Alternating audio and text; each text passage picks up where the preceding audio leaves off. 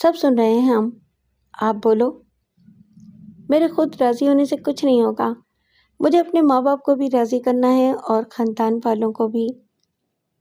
इनको क्या एतराज़ हो सकता है जी, ये तो इनके लिए बड़े एजाज़ की बात होगी। मेरे ख़ानदान वाले आपकी तरह नहीं सोच सकते, हमारी अखलाकी कदरें मुख्तलिफ हैं, आपको मालूम है। पहली बात, मेरे माँ बाप के बारे में क्या कही जाएगी, यही कि उन्होंने लड़की बेच दी। बाबा ये तो बड़ी गलत बात है, हम शरअ के मुताबिक निकाह करेंगे, सारे हुकूक देंगे। मगर ये बात अपनी जगह रहेगी कि आखिर ऐसी कौन सी मजबूरी थी कि लड़की को दुगनी से ज़्यादा उम्र के मर्द से ब्याह दिया गया, और वो भी गैर दूसरी ज़बान बोलने वाले, जिनका रहन सहन भी मुख्तलिफ है। आपकी दौलत और आपका असर व रसूख एक ताना बन जाएगा हम सब के लिए, इसीलिए कहती हूँ कि मुझे थोड़ा वक्त दें। अच्छा, तुम कहती हो तो ठीक है, बस एक बात बता दो, ये कोई टालने वाली बात तो नहीं है ना, हमें चक्कर देकर तुम निकल जाओ किसी और के साथ बाहर। नहीं साईं, अब इसकी गुंजाइश नहीं छोड़ी आपने, मैं आपकी हो चुकी हूँ, आपके घर में भी आ जाऊंगी एक दिन। मायरा को कुछ सुकून हासिल हुआ, इसने फिर कॉलेज जाना शुरू किया। अगला मरहला हेतर को पसंद करने का था। इसकी कोई तरकीब अभी तक इसकी समझ में नहीं आई थी। वो तो दीवाना है, किसी तरह पीछा नहीं छोड़ेगा, कोई बहाना कबूल नहीं करेगा। इसे शक भी नहीं होगा कि मायरा ने किसी और को पसंद कर लिया है या इसकी शादी खानदान में किसी से तय कर दी गई है। दोनों बातें गलत साबित हो जाएंगी। वो मालूम कर लेगा कि मायरा की बेइत्नाई का कोई सबब नहीं, किसी वजह के बगैर वो अचानक इसे बरतरफ तो नहीं कर सकती कि जाओ, अब मुझे तुम्हारी ज़रूरत नहीं रही, जैसे वो आशिक ज़ार की आर्जी असामी पर या कॉन्ट्रैक्ट पर मोहब्बत कर रहा था। हालात ने एक और पलटा खाया। मायरा को इसकी किस्मत एक तयशुदा सिमत में धकेल रही थी। शादी के मौके पर रसूल बख्श की हवेली में पेश आने वाला हादसा पहला सैलाबी रेला था जो इसकी मुस्तकबिल की तमाम मनसूबाबंदी को बहा ले गया। इसने कामयाब, खुशहाल और मुतमईन जिंदगी के ख्वाबों का जो नक्शा बड़े गैर जज्बाती सोच और कारोबारी जहानत के साथ मुरतब किया था, यूं गारत हो गया जैसे एक तूफानी लहर के सामने बड़े मजबूत बुनियादों पर उस्तवार महल भी रेत का घरौंदा साबित हो। जब इसके रद्द-अमल की जज्बाती शिद्दत कम हो गई तो इसके सामने दो रास्ते आ गए। हैदर बख्श किसी भी रास्ते पर इसका हमसफर नहीं हो सकता था। यह हो सकता था कि इंतकाम के चक्कर में न पड़े और रसूल बख्श से जुर्माने के तौर पर अपना मुआवजा वसूल करे कि बाद में जब ये जज्बात की दीवानगी का दौरा ख़त्म हो तो वो सर पर हाथ रख के रोए कि उसने क्या बेवकूफ़ी की, एक औरत की इतनी बड़ी कीमत अदा कर दी। वो मिस यूनिवर्सिटी क्यों ना हो, इसे गले का ढोल बना लेना और मजबूर होकर बचाते रहना, ये मज़ा नहीं सज़ा है। रसूल बख्श पर आज जो नशा गालिब था वो ज़्यादा दिन रहने वाला नहीं था। कोई भी नशा हो एक वक्त के बाद उतर जाता है। मायरा अभी फ़ायदा उठा सकती थी, नशा उतरने के बाद नहीं। फिर तो वो कहेगा कि बीबी सब्र करो और भूल जाओ इस हादसे को, जिंदगी हादसा से इबारत है। लेकिन मायरा ने चांस का गेम नहीं खेला, न नकद न तेरा उधार के फार्मूले पर अमल किया। हैदर बख्श के इखराज के बाद इसका बाप ज़्यादा मुनाफा बख्श असामी था जो अभी इसके कब्जे में था। इस फैसले पर अमल करने में फिर किस्मत ने इसे एक धक्का और दिया। हैदर बख्श अचानक गायब हो गया, इसके फ़ोन आने बंद हो गए। मायरा को फ़ोन करने पर इसका नंबर बंद मिला, इसके किसी SMS का जवाब नहीं आया। 10 दिन बाद वो IBA गई जहां वो MBA के तीसरे सेमेस्टर में था। किसी दुश्वारी के बगैर इसे मालूम हो गया कि वो यहाँ भी नहीं है और कहीं भी नहीं है। इसके दीगर जनाना और मर्दाना दोस्त भी उसे तलाश कर रहे थे, लेकिन सबकी कोशिश का हासिल नाकामी थी। अगर वो हवेली में था तब भी जवाब तो दे सकता था। इंस्टीट्यूट से बगैर इतला और छुट्टी के गायब होना तो ड्रॉप आउट होने वाली बात थी। जब हाजिरी पूरी नहीं होगी तो सेमेस्टर गया और सेमेस्टर کسی بڑے حادثے کے بغیر کون بیوقوف چھوڑتا ہے؟ پاکستان کے سب سے معتبر ادارے میں داخلہ تو سب کا خواب ہوتا ہے، مگر داخلہ صرف میرٹ پر خوش نصیبی سے ہی ملتا تھا۔ ایک فون نمبر مائرہ کے پاس تھا جو کسی کے پاس نہیں تھا۔ اس نے رسول بخش کو فون کیا۔ سائیں کیسے ہو آپ؟ اللہ کا شکر ہے، آپ کی آواز سنی تو دل کو تھوڑی خوشی ملی، ورنہ کیا؟ سب خیر تو ہے نا سائیں؟ آپ کچھ پریشان ہو؟ حیدر سے بھی بات نہیں ہو سکی، حالانکہ یہاں تھا تو کبھی فون کر لیتا تھا یا ملنے آ جاتا تھا۔ رسول بخش نے کبھی کے جھوٹ کو نظر انداز کیا۔ اس کی تو شادی کر دی ہم نے۔ مائرہ کو لگا جیسے اس نے جو پلاسٹک کا کھلونا اٹھا لیا تھا وہ بم تھا جو ایک دھماکے سے پھٹ گیا۔ شادی؟ اس نے چند سیکنڈ میں صدمے کے رد عمل پر قابو پا لیا۔ کمال ہے سائیں، نہ اس نے یاد کیا نہ آپ نے۔ یاد کیا کرتے جی، اچانک ہی سب ہوا۔ آپ کو شاید پتا ہو کہ ہمارے بڑے بھائی اسمبلی کے ممبر ہیں، اللہ ان کی مغفرت کرے، وہ اب نہیں رہے۔ کیا ان کا انتقال ہو گیا؟ ہاں مائرہ جی، بیمار تھے وہ کافی دن سے۔ ان کی لڑکی ہمارے حیدر سے بیاہی جانی تھی، یہ تو بچپن سے طے تھا۔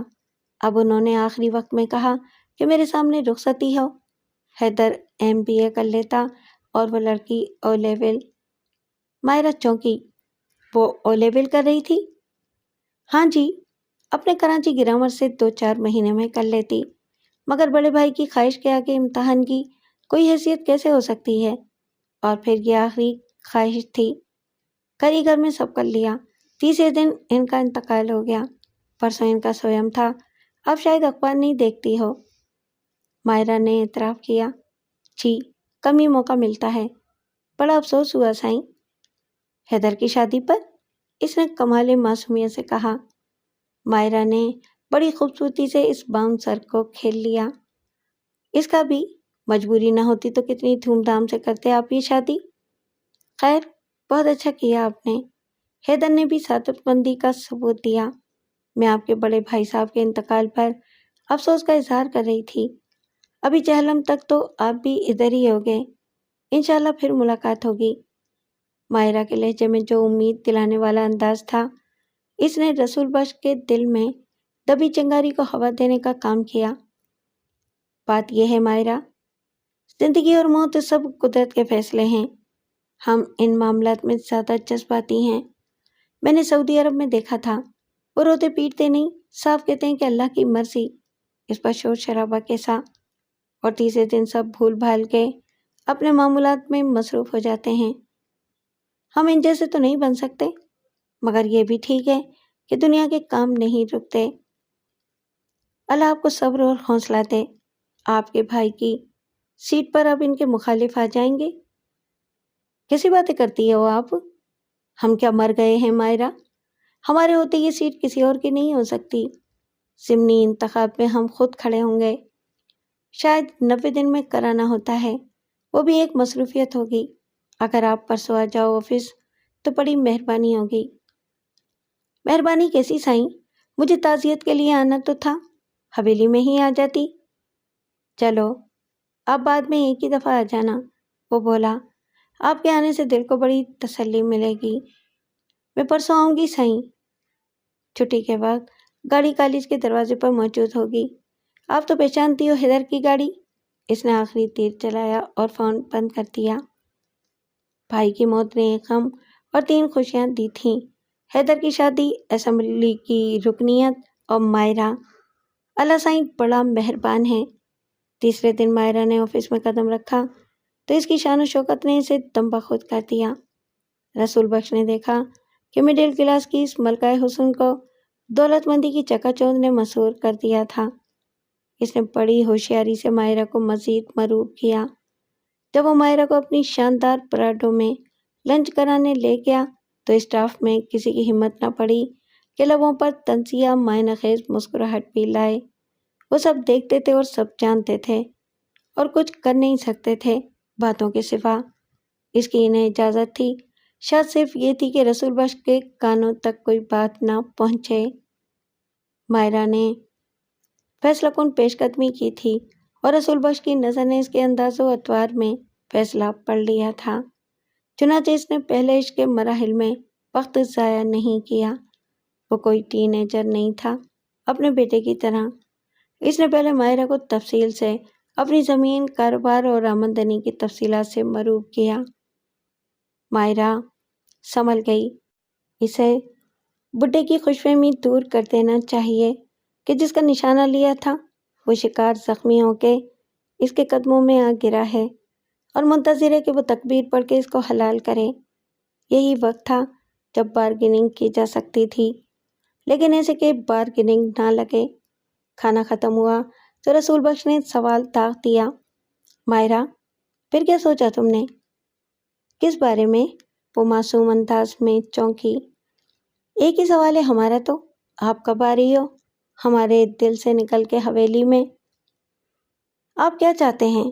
میں ابھی اٹھ کے آپ کے ساتھ چل پڑوں اور آپ کی حویلی کے ملازم مولوی کے سامنے بیٹھ جاؤں؟ حویلی کا تجربہ میرے لیے اچھا نہیں تھا، میں دوبارہ وہاں جانے کا تو سوچ بھی نہیں سکتی۔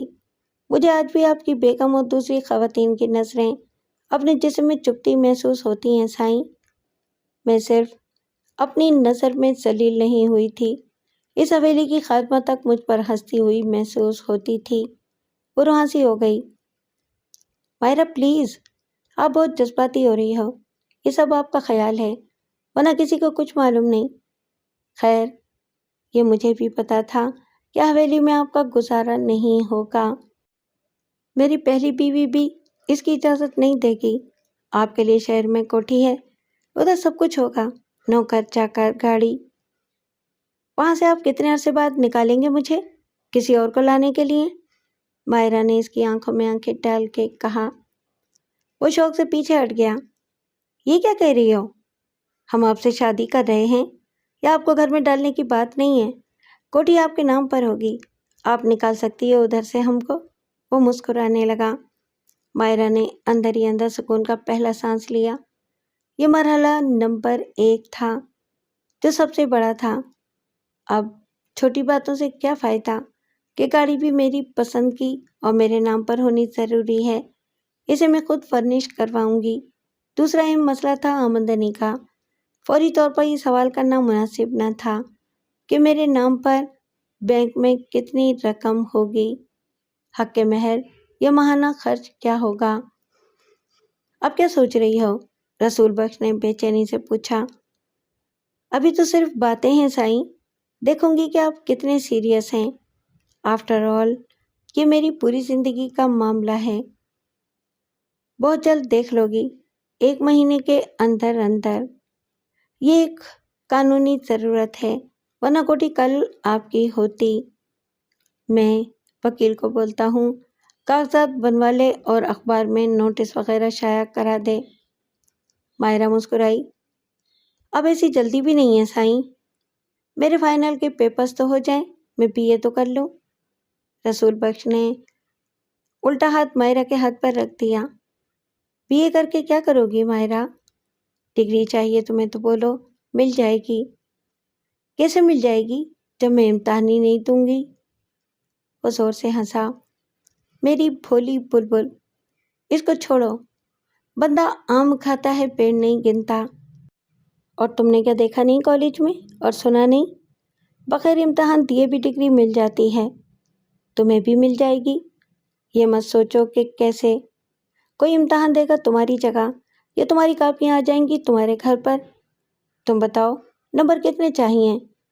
فرسٹ کلاس چاہیے تو کوئی مسئلہ نہیں، سب اپنے سر خریدیں ماہرہ، نمبر لگانے والے ڈگری بنانے والے۔ آپ جعلی ڈگری دلوائیں گے مجھے؟ جعلی؟ جو اسے جعلی بولے مجھے بتانا، میں اسے تصدیق کرا کے دکھا دوں گا یونیورسٹی سے۔ یہ فکر تم چھوڑ دو، سمجھو تم گریجویٹ ہو گئیں۔ ماہرہ کے دل کو بڑا اطمینان ملا۔ پھر بھی مجھے اپنے گھر والوں کو راضی کرنا تو ہوگا نا، اور جب تک امتحانات نہیں ہوتے کالج بھی جانا پڑے گا، امتحان کا ڈرامہ بھی کرنا پڑے گا۔ وہ ہنسا۔ ڈرامہ؟ یہ ٹھیک بولا تم نے، ڈرامہ ضرور کرو، لیکن جانے کے لیے کالج ضروری ہے۔ پھر کہاں جاؤں؟ سڑکوں پر ماری ماری پھروں؟ تم ہمارے پاس آؤ، ہمارے آفس کی شان بڑھاؤ، ہمارے دل کو خوشی دو۔ میں آفس آؤں؟ کس حیثیت سے؟ حیثیت ہم پکی کر دیتے ہیں۔ تم ہماری سیکرٹری، تمہاری تنخواہ و مراد سب تمہاری مرضی کے مطابق۔ یہ بھی پکا ڈرامہ ہوگا۔ HR والے تمہیں اپائنٹمنٹ لیٹر دیں گے، اس میں سب لکھا ہوگا۔ تمہاری تنخواہ تمہارے اکاؤنٹ میں جائے گی۔ گاڑی کون سی چاہیے بولو، کلر بھی بتاؤ، تمہارے نام پر خریدی جائے گی۔ مائرہ نے انکار کر دیا۔ ابھی نہیں سائیں، میں بعد میں بتاؤں گی، پہلے گھر والوں کو راضی کر لوں۔ چلو ٹھیک ہے، جیسے تمہاری مرضی، تب تک میری گاڑی تمہاری۔ یہ سب پلاننگ سے ممکن نہیں تھا۔ خوش قسمتی مائرہ کو بڑھا رہی تھی، مسلسل آگے کی طرف دھکیل رہی تھی، اس کے لیے حالات کو سازگار بنا رہی تھی، اس کے راستے کی رکاوٹیں دور کر رہی تھی۔ بس اس کے ایک اقرار نے سارے ہفتخواں فوری طے کر لیے تھے۔ آج تقدیر اس کی مٹھی میں تھی، کل کی سوچنا بے وقوفی تھی۔ یہ امید تو خود اسے بھی نہیں تھی کہ اسے کچھ مانگنا نہیں پڑے گا، کوئی چال نہیں چلنی پڑے گی، کوئی عیاری نہیں دکھانی پڑے گی۔ رسول بخش خود اس کے قدموں میں سب کچھ ڈال دے گا۔ مائرہ نے جب اپنے آفس میں قدم رکھا تو وہ بہت کچھ سوچ چکی تھی اور طے کر چکی تھی۔ گو اس نے خود کو رسول بخش کے حوالے کر کے بڑی عقل مندی کا ثبوت دیا تھا، اور بہت بر وقت، لیکن بہت کچھ ابھی طے ہونا باقی تھا جو اس کے محفوظ مستقبل کا ضامن ہو۔ یوں تو ایک وہی شعر سب سے بڑی حقیقت ہے کہ سامان 100 برس کا ہے بلکہ خبر نہیں، مگر کیا دنیا نے آنے والے دنوں کی فکر کرنا چھوڑ دیا ہے؟ اس کو ابھی بہت کچھ کرنا تھا، لیکن وہ ایسی عجلت دکھانا نہیں چاہتی تھی کہ اس میں لالچ نظر آئے۔ اب مائرہ کی زندگی کا ایک نیا دور شروع ہوا جس میں اس کو ہر قدم بہت محتاط ہو کے چلنا تھا۔ اس نے اپنی ایک قیمت طے کر لی تھی، اس قیمت کے وصول ہونے تک اسے خریدار کو امید کے سوا کچھ دینا نہیں تھا، صرف اس کے آتش شوق کو ہوا دینی تھی، اور ورنہ مقابلے پر رسول بخش جیسا کاروباری تھا۔ کیش ہونے تک اس کے وعدے وہ چیک تھے جو باؤنس بھی ہو سکتے تھے۔ مگر آج احسن کو اچانک آفس میں اپنے مقابل پا کے مائرہ نے محسوس کیا کہ اب وہ مرحلہ آ گیا ہے جب اسے پروفیسر ابراہیم کو بتانا پڑے گا کہ حقائق کی دنیا اس دنیا سے کتنی مختلف ہے جس میں وہ رہتا ہے۔ رسول بخش کے آنے سے مائرہ کے خیالات کی وہ روڈ ٹوٹ گئی۔ وہ ابھی تک باس کی کرسی پر بیٹھی تھی، وہ اٹھنے لگی تو رسول بخش نے ہنستے ہوئے روک دیا۔ ارے بیٹو بیٹو، یہ بھی تمہاری کرسی ہے؟ نہیں سائیں، ہم تو تنخواہ دار ہیں، مالک تو آپ ہیں۔ رسول بخش نے اسے زبردستی بٹھا دیا اور خود سامنے بیٹھ گیا۔ تم کیوں دل توڑنے والی بات کرتی ہو؟ ارے بابا، تم ہماری جان و دل کی مالک ہو تو سب کی مالک ہو۔ سب زبانی جمع خرچے سائیں، اس سے حقیقت نہیں بدلتی۔ میں سیکرٹری ہوں آپ کی، اور کچھ نہیں۔ خیر سے آج مزاج کچھ بگڑا ہوا ہے۔ بس سائیں، سوچنا تو پڑتا ہے نا اپنے مستقبل کے بارے میں۔ فکر کی اب کیا بات ہے؟ تم نے دیکھا کہ مکان ہم نے تمہارے نام کر دیا، کوٹھی دیکھ لی ہے تم نے، ابھی کرایہ دار ہیں اس میں، ان کو بھی نوٹس دے دیا ہے۔ شادی کے بعد ہم ادھر رہیں گے، گاڑی بھی بک ہو چکی ہے۔ ناراض نہ ہو تو ایک بات کہوں رسول بخش، یہ جو تمہاری محبت ہے آج، یہ شادی کے بعد کیا اتنی ہی رہے گی؟ وہ ہنسنے لگا۔ ارے ہم تو ڈر گئے تھے، محبت کی کیا بات کرتی ہو؟ جب سے دیکھا ہے تمہیں ہر روز ہماری محبت بڑھتی جا رہی ہے۔ اب تو سمجھو ہم مجنوں ہو گئے ہیں، لیلا کی جدائی برداشت نہیں ہوتی۔ سب ایسی ہی باتیں کرتے ہیں شادی سے پہلے، پھر محبوبہ ہو جاتی ہے بیوی، جو سر پہ چڑھ کے رہتی تھی وہ بن جاتی ہے پاؤں کی جوتی۔ ایک گھر اور ایک گاڑی کیا ضمانت بن سکتی ہے ساری زندگی کے لیے؟ ایسی کوئی بات نہیں جان، ہم بدلنے والے نہیں ہیں۔ سب سے پہلے تو یہ ہوگا جی کہ مجھے یہ سیٹ چھوڑنا پڑے گی، آپ جیسا عزت دار کیسے برداشت کر سکتا ہے کہ اس کی شریک حیات دفتر میں سیکرٹری ہو؟ یہ جگہ کسی اور کو ملے گی جیسے پہلے ملتی رہی ہے۔ اس کے علاوہ آپ جائیں گے اسمبلی کے ممبر بھی بن جائیں گے تو میڈیا کی نظر میں ہر وقت رہیں گے، اور ہرگز آپ یہ برداشت نہیں کریں گے کہ یہ بات پبلک میں ڈسکس ہو۔ آپ کی روایات سے بغاوت کروں گی تو میری چھٹی، پھر میرا کیا مستقبل؟ اچھا ابھی بتاؤ، اور کیا ضمانت چاہیے تمہیں اپنے مستقبل کے لیے؟ آپ خود سوچ سکتے ہیں سائیں، میرا دنیا میں کوئی نہیں رہے گا، مجھے گھر والے بھی قبول نہیں کریں گے، اور اس جعلی ڈگری کے ساتھ مجھے اور کہیں چھوٹی موٹی نوکری مل جائے تو کیا وہ بھی آپ کی بدنامی کا سبب نہیں بنے گی؟ صاف بولو، یہ خوف تمہارے دل سے کیسے دور ہوگا؟ ہاں، میرے لیے تو ابھی وقت ہے، بعد میں نہ آپ پوچھیں گے نہ میرے کہنے سے کچھ ہوگا۔ مجھے مستقل آمدنی کی ضمانت چاہیے۔ یہ نوکری تو اسی دن ختم ہو جائے گی جس دن آپ مجھے اپنے گھر لے جائیں گے۔ میں سمجھا نہیں، ایسی کیا ضمانت ہوگی؟ بہت سادہ اور آسان بات ہے سائیں، آپ نے لائف پارٹنر بنانے کا فیصلہ کیا ہے، بزنس پارٹنر بھی بنا لیں تو میرے خدشات دور ہو جائیں گے۔ مالک اور حاکم پھر بھی آپ ہی ہوں گے۔ رسول بخش اسے دیکھتا رہا۔ یہ لڑکی اس کی توقع سے زیادہ ہوشیار تھی۔ اس کو اپنی قیمت یکمشت وصول کرنا منظور نہ تھا۔ شہری لڑکیاں مہنگی ضرور ہوتی ہیں، مگر اتنا کاروباری ذہن رکھنے والی یہ لڑکی قابو میں نہیں آ رہی تھی۔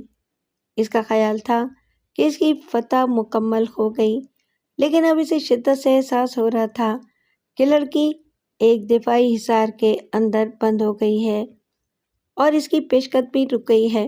محرومی اور احساس شکست سے اس کی انا کو سخت ٹھیس پہنچ رہی تھی، اور نہ جانے کیا بات تھی کہ ہر گزرتے دن کے ساتھ اس کی آتش شوق بھڑکتی جا رہی تھی۔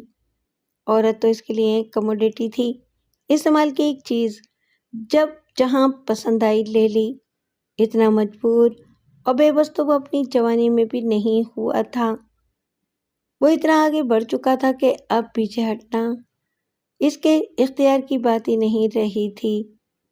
اسے اندازہ ہو رہا تھا کہ زندگی میں پہلی بار ہونے والی محبت کی اسے کتنی بڑی قیمت ادا کرنی پڑ رہی ہے۔ حسن اگر دیکھنے والی کی نظر میں ہوتا ہے تو خرابی اس کی نظر نے پیدا کی۔ اسے مائرہ کے مقابلے پر دنیا کی کسی عورت کے حسن و شباب میں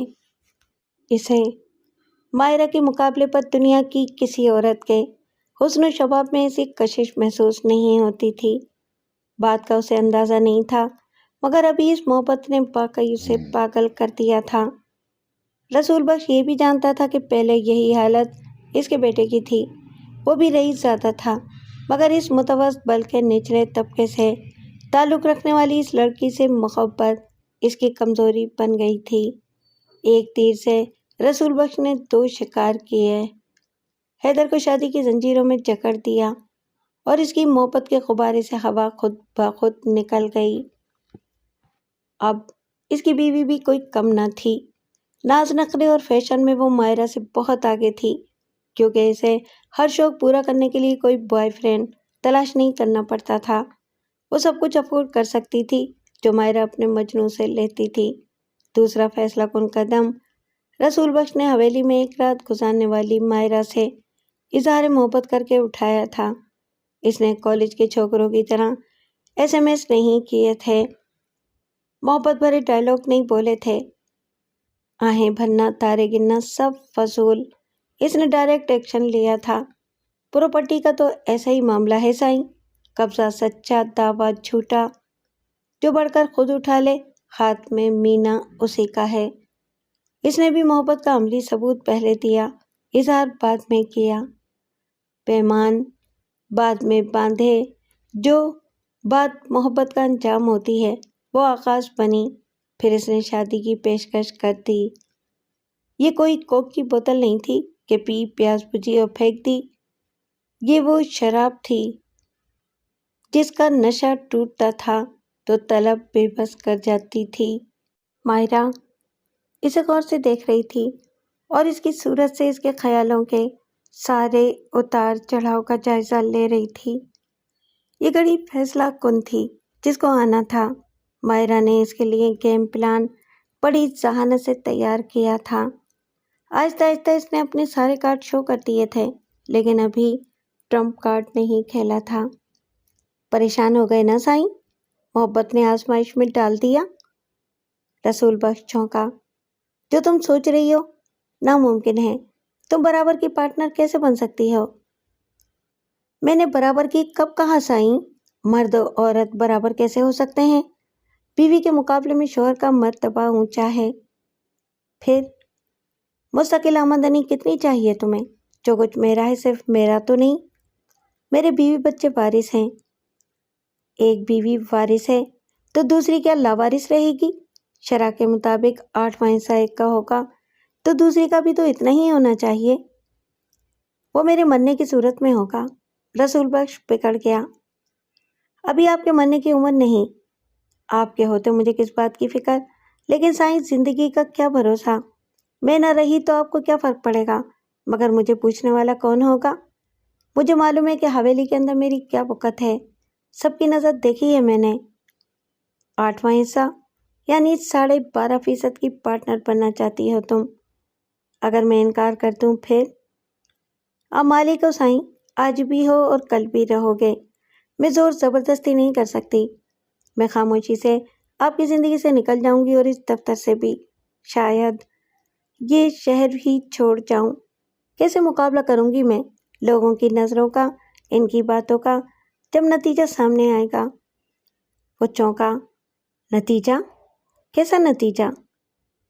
جو آپ کے اور میرے تعلق کا ہے، اس محبت کا ہے جو آپ نے مجھ سے کی۔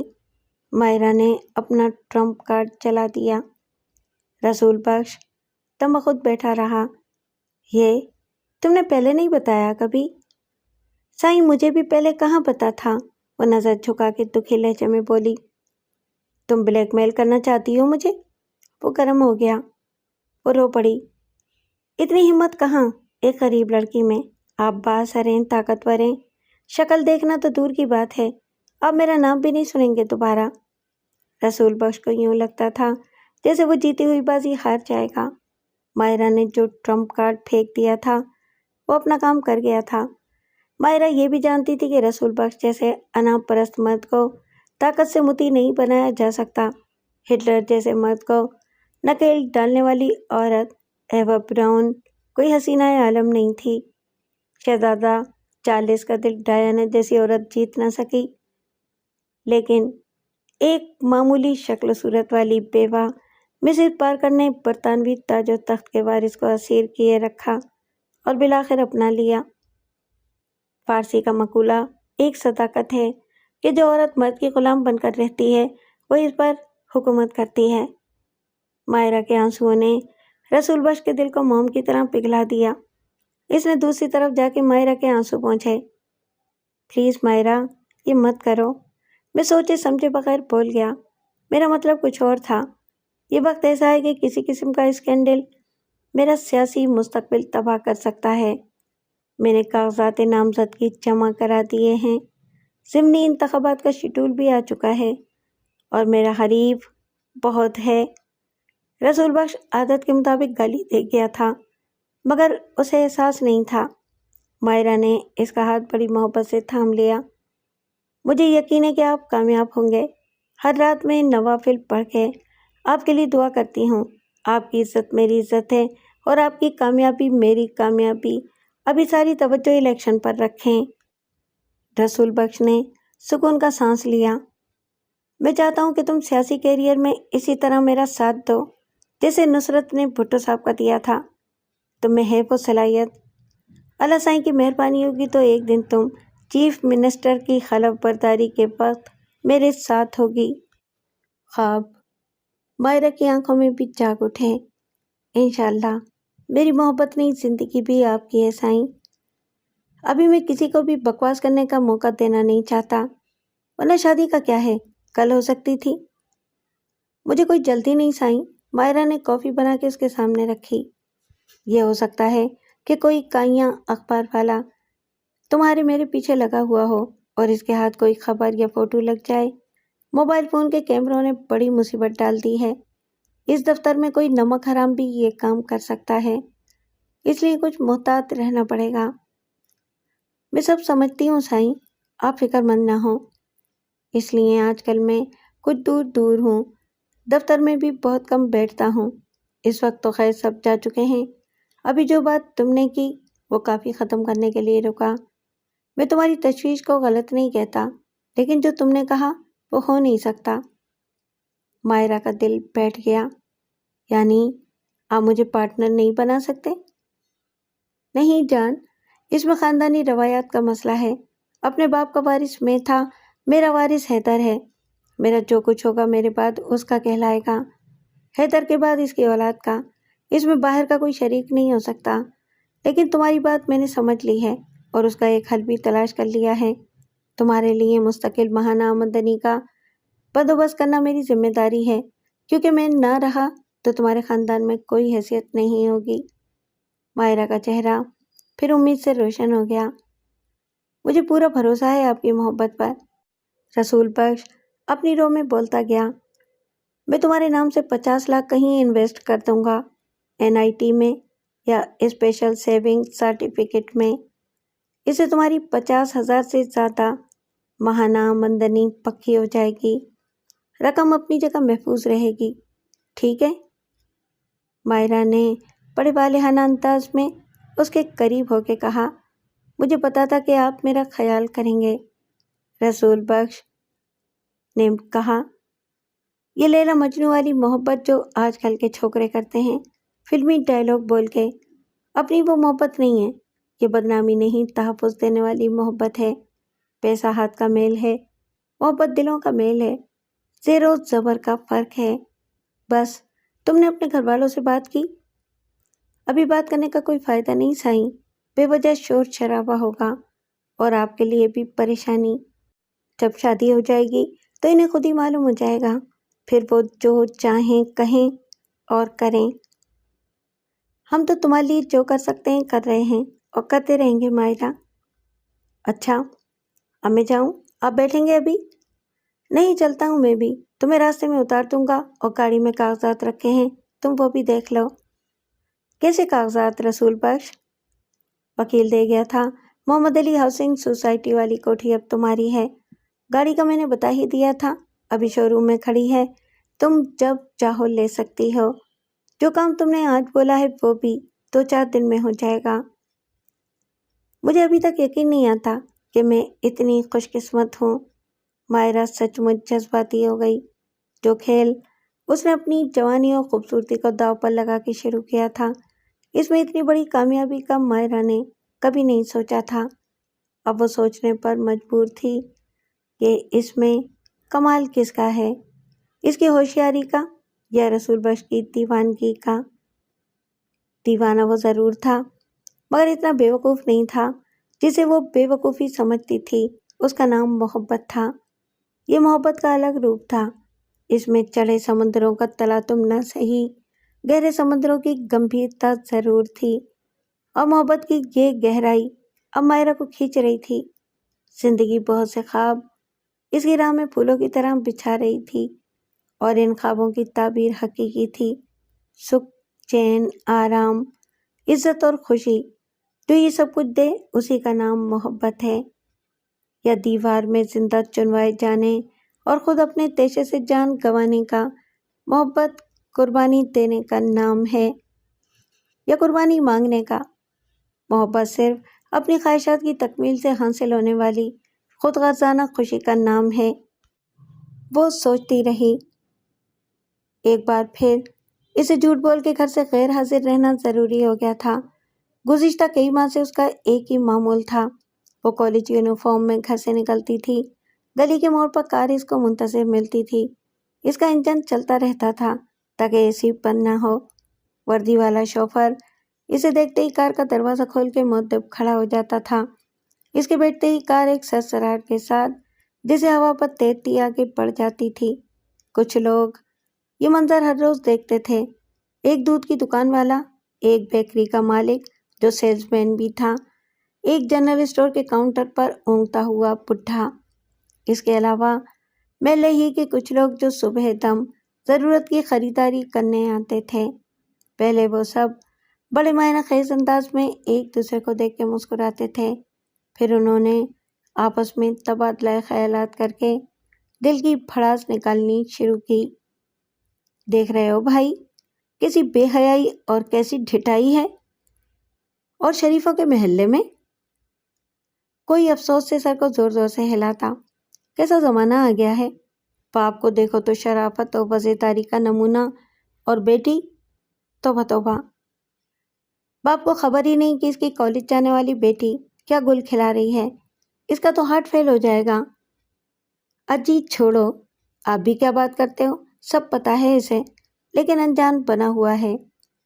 ہاں جی، اکیلا وہی تو نہیں ہے اس گھر میں، ماں بھی ہے، اور سب سے بڑھ کر وہ بے غیرت بھائی جو کہ دنیا بھر میں آوارہ گردی کرتا پھرتا ہے، سارے زمانے کی خبر رکھتا ہے۔ وہ تو کیا بہن کے کرتوت سے بے خبر ہوگا، مگر بھائی پیسے نے منہ بند کر رکھا ہے سب کا۔ آخر جاتی کہاں ہے یہ؟ اگر کالج نہیں جاتی تو یہ گاڑی کس کی ہے؟ اللہ ہی جانے جی، کس کو فرصت ہے کہ جاسوسی کرتا پھرے؟ کوئی جا کے بتائے گھر والوں کو؟ پھر وہی بات، ٹائم کس کے پاس ہے؟ اور زیادہ تر ایسا ہی ہے کہ جو سچ بولے وہی سب سے بڑا جھوٹا۔ الزام اسی پر آ جائے گا کہ گندی زبان اور گندی ذہنیت ہے کہ شریف گھروں کی لڑکیوں کو بدنام کرتا پھرتا ہے۔ اپنے گھر کی خبر تو لے پہلے۔ ان باتوں کا سلسلہ بھی کب تک چلتا؟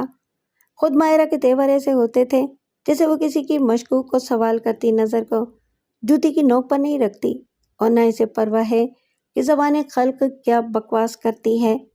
وہ کسی کی طرف دیکھے بغیر پورے تم تراک سے کار کی پچھلی سیٹ پر برائے جمان ہوتی اور سب کو تل میں لاتا ہوا چھوڑ کے نکل جاتی۔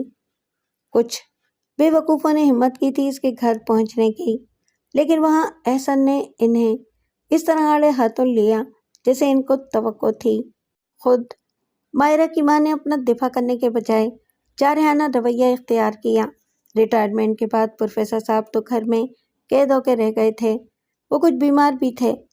مائرہ کو بہت صبح نکلنا ضروری تھا، کالج 8 بجے لگتا تھا۔ وہ یونیفارم میں کتابوں کا بیگ لے کر جاتی تھی، اس کا آفس 9 بجے شروع ہوتا تھا۔ کار میں اس کا برقع موجود رہتا تھا۔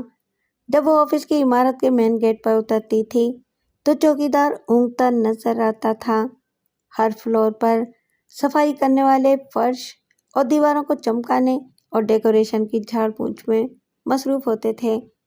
کسی کالج گرل کی آمد ایک عجوبہ ہوتی، اور وہ بھی آفس ٹائم سے پہلے۔ برقعے میں مائرہ لفٹ تک جاتی تھی۔ یہ رسول بخش کے آفس کی پرائیویٹ لفٹ تھی جو اس کے کمرے کے عقبی حصے میں کھلتی تھی۔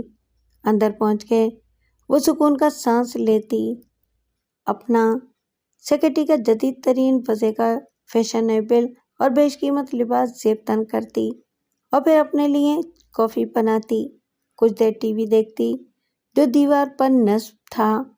پھر اسٹاف کے آنے کا وقت ہو جاتا تو وہ اپنے کیبن میں آ بیٹھتی۔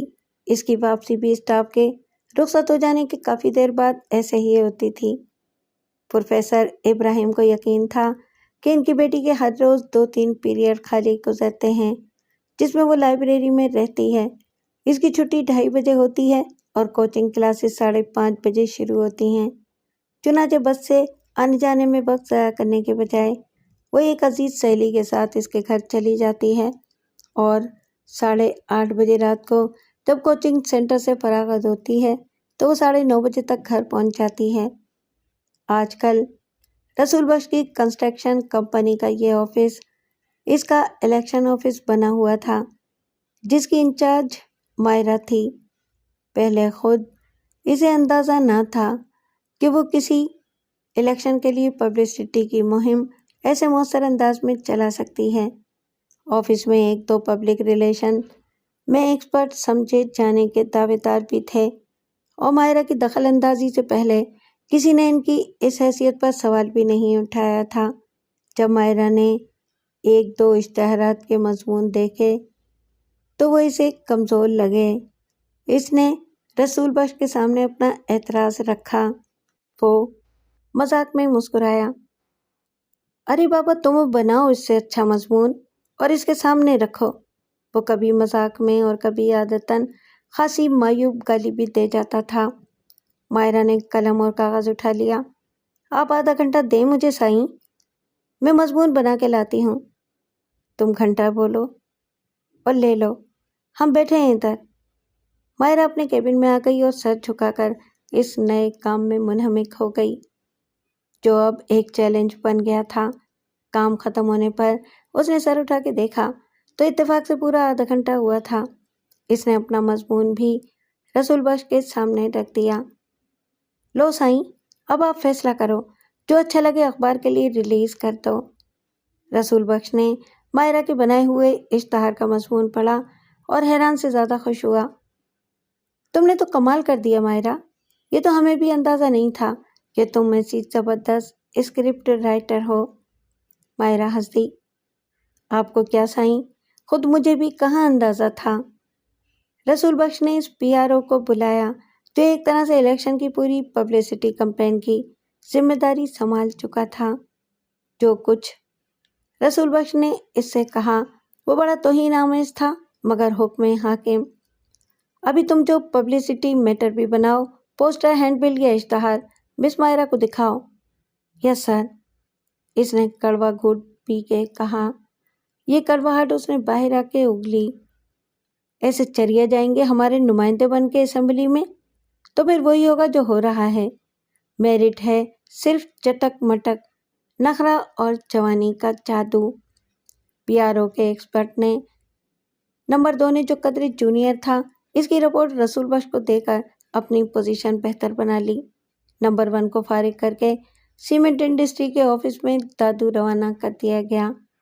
نمبر 2 بڑی فرما برداری سے مائرہ کے حکم کا غلام بن گیا۔ اب مائرہ ہر اسکرپٹ کو منظور کرتی تھی۔ پھر اس نے ایک پوسٹر دیکھا تو اس نے اپنے ماتحت کو طلب کر لیا۔ یہ عبارت تو خیر میری تھی، مگر یہ کیا لے آؤٹ ہے، کیا بکواس کلر اسکیم ہے، اور پرنٹر کون ہے، کوئی جوتے کاٹنے والا؟ دوپہر کو اس نے یہی بیان رسول بخش کے سامنے دیا۔ اس نے کہا، جانے من، سارے اختیارات تمہارے پاس ہیں، تم مجھ سے کیوں کہتی ہو؟ بلا لو اس ڈیزائنر اور پرنٹر کو۔ ڈیزائنر پہلے حاضر ہوا۔ وہ پوسٹر چھاپنے والے پریس میں مشین مین تھا اور کسی زمانے میں ایک سینما کے پوسٹر پینٹ کیا کرتا تھا۔ مائرہ نے اسے کمپیوٹر کے سامنے بٹھا دیا۔ وہ خود کمپیوٹر کا استعمال واجبی حد تک جانتی تھی، مگر اسے معلوم تھا کہ کمپیوٹر گرافکس اور فوٹو شاپ وغیرہ سے آرٹ کے کیسے نمونے تخلیق کیے جا سکتے ہیں۔ وہ اس کے سر پر سوار رہی۔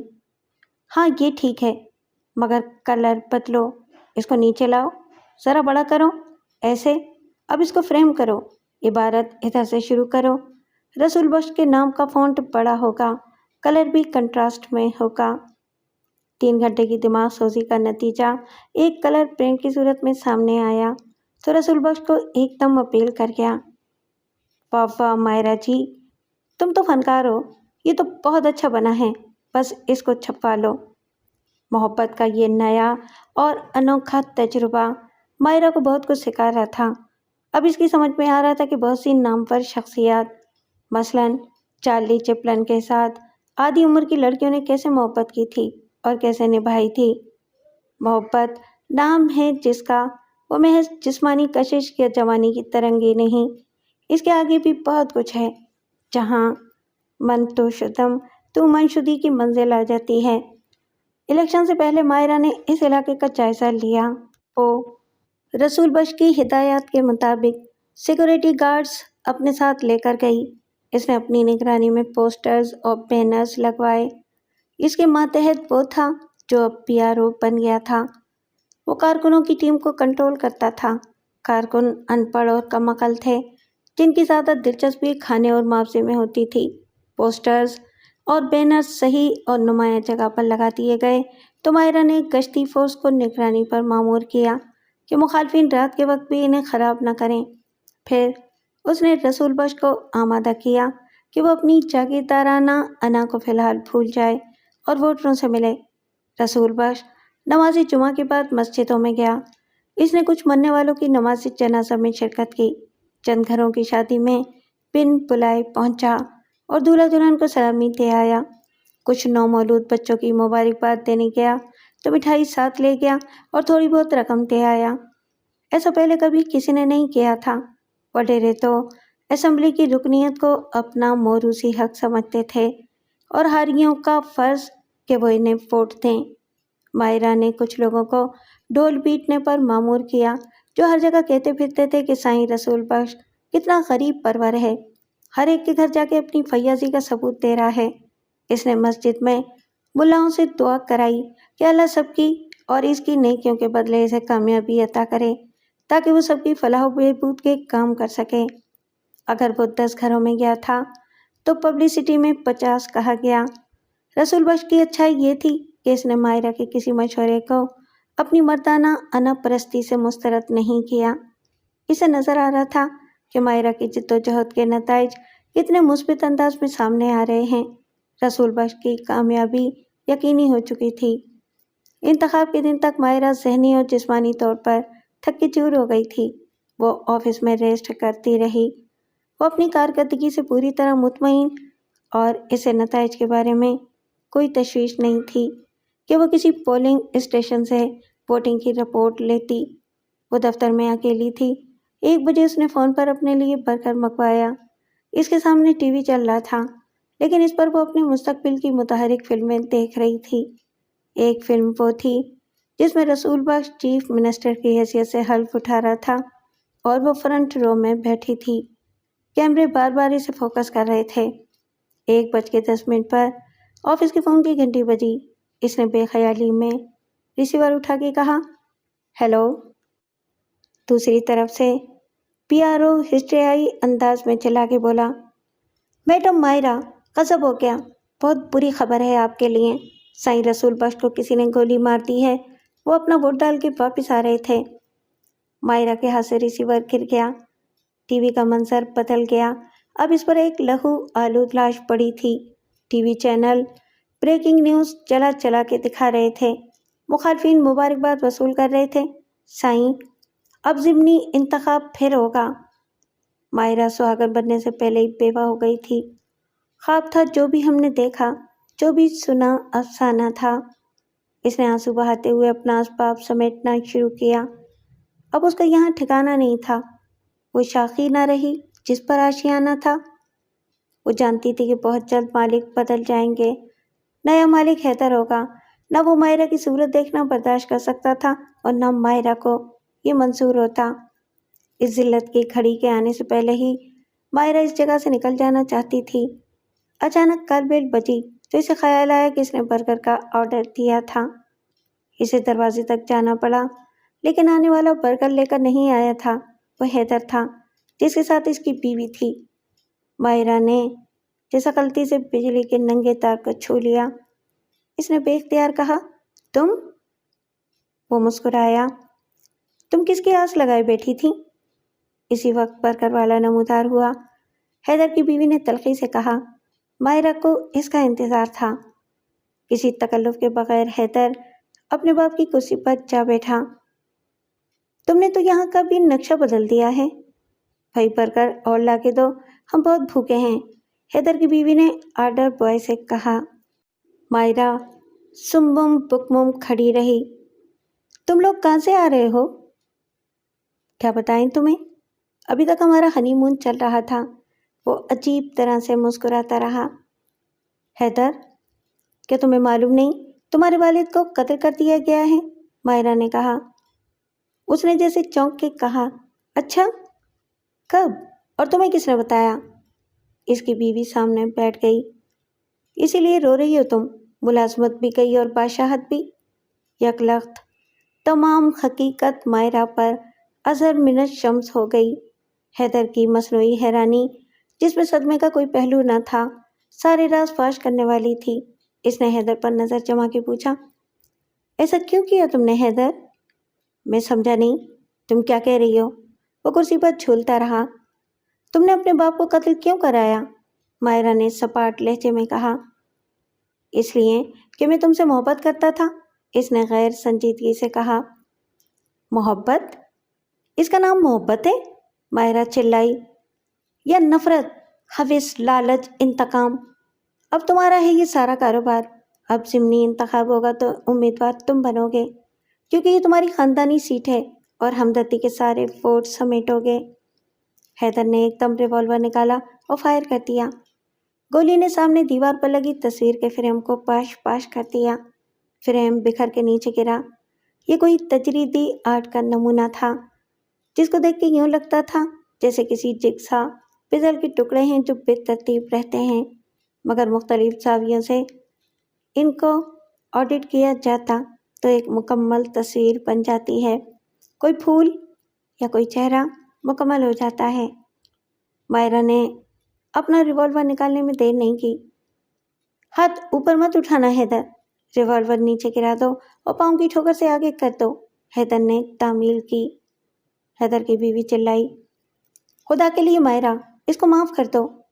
مائرہ نے جھک کے حیدر کا ریوالور اٹھا لیا۔ میں کون ہوتی ہوں معاف کرنے والی بی بی؟ اور پھر اسے کیوں قتل کروں گی میں، جو اتنی محبت کرتا ہے مجھ سے؟ سب کچھ تمہارا ہو چکا ہے حیدر، جائیداد، کاروبار، اسمبلی کی سیٹ، ایک خاندانی بیوی تمہارے ساتھ ہے۔ مجھے بھی تم رکھ سکتے ہو داشتہ بنا کے یا دوسری بیوی بنا کے۔ اتنی محبت ہے نا تمہیں مجھ سے؟ وہ دیوانگی کی ہذیانی ہنسی ہنسنے کے بعد آگے بڑھی۔ لیکن محبت کس کا نام ہے؟ یہ میں نے بہت اچھی طرح سمجھ لیا ہے، اور یہ ہے تمہاری محبت کا جواب۔ اس نے حیدر کے منہ پر تھوک دیا، پھر وہ اپنا اسباب اٹھا کے لفٹ کی طرف بڑھ گئی۔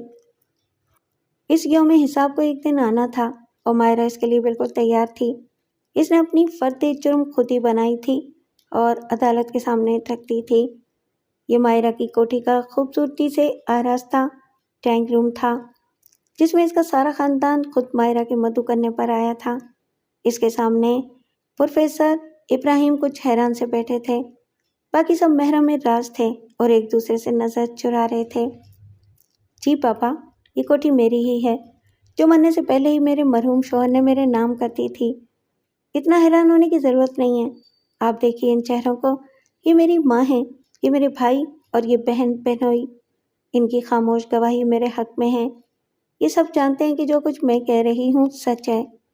ابھی آپ کے چہرے پر بے یقینی اور بے اعتباری ہے، لیکن مجھے شرمندگی ہے تو صرف یہ کہ میں نے صرف آپ کو بے خبر رکھا، باقی سب باخبر ہیں۔ سب جانتے ہیں کہ میں نے کب اس صراط مستقیم کو چھوڑ دیا تھا جس پر آپ خود بھی چلے اور آپ نے چاہا کہ ہم سب چلیں، اور ایک میں باقی نہ ہوتی تو ایسا ہوتا۔ مائرہ، تم مجھے کنفیوز کر رہی ہو۔ نہیں پاپا، میں آپ کے دماغ سے کنفیوژن کو دور کر رہی ہوں۔ آج کل میرے سالانہ امتحانات چل رہے ہیں، آپ تو سمجھ رہے ہوں گے کہ میں بی اے فائنل کا امتحان دے رہی ہوں، لیکن حقیقت یہ ہے کہ بی اے میں نے گزشتہ سال ہی کر لیا تھا۔ آپ میری ڈگری دیکھیں گے؟ اس نے فائل میں سے ایک کاغذ نکالا اور پروفیسر کے سامنے رکھ دیا۔ پروفیسر نے اسے غور سے دیکھنے کے لیے چشمہ لگایا اور اس کی عبارت کو سمجھنے کی کوشش کرتا رہا۔ حالانکہ اس مضمون میں فلسفے کا کوئی رقیق نقطہ نہیں تھا، نہ وہ خود کوئی فارنسک ایکسپرٹ تھا جو سائنس کے جدید طریقوں سے نتیجہ اخذ کر کے بتا دیتے ہیں کہ ڈگری اصلی ہے یا جعلی۔ یہ سب کیسے ہوا مائرہ؟ پروفیسر کا چہرہ دھواں دھواں ہونے لگا۔ پتہ نہیں یہ کیسے ہوا اور کیوں ہوا، لیکن اچانک قسمت نے مجھے رسول بخش سے ملوا دیا۔ وہ مجھ سے دگنی عمر کا شادی شدہ وڈیرا تھا، جس کے بچے بھی عمر میں مجھ سے زیادہ تھے۔ وہ بہت دولت مند تھا، بہت طاقتور، اثر و رسوخ اور عزت رکھتا تھا۔ اسے مجھ سے محبت ہو گئی، پھر مجھے بھی اس سے محبت ہو گئی۔ یہ تم کیا کہہ رہی ہو؟ وہی جو حقیقت ہے پاپا۔ جب اس نے محبت کی تو پھر جو کیا میری خوشی کے لیے کیا، اور اس نے ہی یہ واضح کیا مجھ پر کہ محبت اپنی خوشی کا نام نہیں ہے، محبت ان کو خوشی دینے کا نام ہے جن سے محبت کی جائے۔ اس نے کہا کہ بی اے کر رہی ہو ڈگری کے لیے، یہ لو ڈگری، فرسٹ کلاس میں بی اے پاس کیا ہے تم نے، اور یہ جینوئن ہے، جس سے چاہو تصدیق کرا لو۔ میں دکھانے کے لیے کالج جاتی تھی، ورنہ میں تو اس کی سیکرٹری تھی۔ یہ شادی سے پہلے کی بات ہے۔ مجھے خوشی دینے کے لیے اس نے میری ہر خواہش پوری کی، ہر شرط مانی۔ میں نے کہا کہ میری بہن کے حالات اچھے نہیں، اس کے شوہر کو اچھی ملازمت نہیں مل رہی، حالانکہ وہ کوالیفائڈ ہے، اور جب میرے کہنے سے دولہا بھائی کو ایک اچھی جاب ملی تو مجھے ان کو خوش دیکھ کر خوشی ہوئی۔ پھر جب آپ پنشن کے لیے خوار ہو رہے تھے تو پھر آپ کو پنشن کے لیے خوار کرنے والے خود آپ کے پاس حاضر ہوئے چیک لے کر، تو آپ کو کتنی خوشی ملی تھی، اور میں خوش تھی کہ میں آپ کو خوشی دے سکی، اور رسول بھائی خوش تھا کہ میں خوش ہوں۔ اس کے بعد احسان کو اپائنٹمنٹ لیٹر ملا، وہ کتنا خوش ہوا تھا۔ اس نے آفس میں مجھے آ کے بتایا اور میرا شکریہ ادا کیا۔ میں نے کہا چھوٹے بھائی، اگر مجھے تم سے محبت نہ ہوتی تو میں تمہاری خوشی کی کیوں پرواہ کرتی؟ پروفیسر نے اپنے داماد اور پھر اپنے بیٹوں کو دکھ بھری شکایتی نظروں سے دیکھا، مگر وہ خوش تھے، شرمندہ نہیں۔ مائرہ نے پھر کہا، آپ پنشن میں ایک گھر بنانا چاہتے تھے، کتنا بڑا گھر بنا لیتے آپ؟ میں نے تو بات کی تھی ایک ٹھیکیدار سے، اور اس نے کہا کہ سائیں رسول بخش ہمارا ان داتا ہے، اس کے لیے 1 یا 10 گھر قربان ہیں، آپ پسند کرو پھر حکم کرو، لیز کے کاغذ لے کر ہم حاضر ہو جائیں گے۔ آپ 200 گز کے گھر کا خواب دیکھ رہے تھے، آپ کو 400 گز کا گھر مل جائے تو آپ کتنے خوش ہوتے۔ اسے اپنی خوش نصیبی کی لاٹری کہتے۔ یہ سمجھتے کہ بیچنے والا بے وقوف تھا، لیکن اس کی ضرورت ہی نہ رہی، اب یہ آپ کا گھر ہے۔ پروفیسر کا منہ حیرانی سے کھلا رہ گیا۔ یہ کوٹھی، یہ 1000 گز کی کوٹھی میری ہے تو کیا آپ کی نہیں ہے؟ اور یہ جو کار کھڑی ہے باہر، وہ میری ہے تو کیا امی کی نہیں ہے؟ آپ سب کی نہیں ہے؟ ہم اتنے باعزت ہو گئے ہیں اچانک، تو کیا یہ خوشی کی بات نہیں ہے؟ اور کس نے دی ہے مجھے یہ خوشی؟ اس شخص نے جو اب اس دنیا میں نہیں ہے، جو خود اپنے بیٹے کے ہاتھوں قتل ہوا، کیونکہ بیٹا اس کی وراثت کے لیے مزید انتظار نہیں کر سکتا تھا۔ اسے اپنی خوشی عزیز تھی، پہلے درکار تھی، ماں باپ کی محبت سے زیادہ وہ اپنی خوشی چاہتا تھا۔ پروفیسر چلایا، کیوں بتا رہی ہو تم مجھے یہ سب؟ میں اپنے دل کا بوجھ ہلکا کر رہی ہوں پاپا، اور یہ تو آپ بھی کرتے تھے ہم سب سے، لیکن آپ کی خوشی یہ تھی کہ ہم وہ کریں جس میں آپ خوش ہیں۔ آپ ہم سب کا مستقبل قربان کر سکتے تھے، مگر اپنے اصول نہیں۔ ہماری زندگی سے زیادہ آپ کو اپنے اصول عزیز تھے۔ شاید ہم سب ایسا ہی سوچتے ہیں، اپنی اپنی خوشی کے پیچھے بھاگتے ہیں۔ سائرہ نے سعادت مندی سے سر جھکا کے آپ کا فیصلہ قبول کر لیا اور ایک کلرک سے شادی کر لی تو آپ بہت خوش ہوئے۔ اس کی خوشی کو نہیں دیکھا آپ نے؟ رسول بخش نے مجھے محبت کا یہی فرق سمجھایا ہے، جسے محبت کرو اس کی خوشی دیکھو اور اس کی خوشی پر سب قربان کر دو۔ پھر میں نے جو کیا اس کی خوشی کے لیے کیا، اور اس نے میری خوشی کو سب پر مقدم جانا۔ پروفیسر اٹھ کھڑا ہوا، تم کیا سمجھتی ہو میں تمہاری اس بکواس سے قائل ہو جاؤں گا؟ تمہاری آوارہ مزاجی اور بے راہ روی جسے تم محبت کا نام دے رہی ہو جائز ہو جائے گی؟ آپ اپنی خوشی کے لیے مجھے چھوڑ جائیں گے پاپا، اور ان سب کو بھی؟ ان میں سے کون ہے جو تمہارا ساتھ دے گا؟ یہ اتنے خود غرض نہیں ہو سکتے۔ میں نے ان کی خوشی کے لیے سب کیا، میں ان سے محبت کرتی تھی، محبت نہ کرتی تو ان کی پرواہ کیوں کرتی؟ یہ جانتے ہیں میری قربانی کو، بدنامی اور بد کرداری کے سارے الزام تو میں نے سہ لیے، مگر ان سب کی محبت کو فراموش نہیں کیا۔ اور آپ پاپا، مجھے معلوم ہے آپ ہم سب کو نہیں چھوڑ سکتے۔ پروفیسر بیٹھ گیا۔ شاید تم ٹھیک کہہ رہی ہو، ہم سب اپنی اپنی زندگی میں الگ الگ انداز سے محبت کرتے ہیں اور اس میں مخلص بھی ہوتے ہیں، مگر محبت نام ہے جس کا، وہ شاید سمجھ میں آنے والی بات نہیں ہے۔ بندے کی خدا سے، خدا کی بندے سے، ماں کی اولاد سے، انسان کی دولت سے یا زندگی سے، مصور کی رنگوں سے اور موسیقار کی سر سے، اور میری تم سب سے۔ مائرہ ایک دم اٹھی اور باپ کے قدموں میں بیٹھ گئی۔ مجھے معلوم تھا کہ آپ مجھے معاف کر دیں گے، آپ کو محبت مجبور کر دے گی۔ پروفیسر نے آہستہ سے اس کے سر پر ہاتھ رکھا اور آنکھوں میں آنے والے آنسو روک لیے۔ وہ واقعی مجبور تھے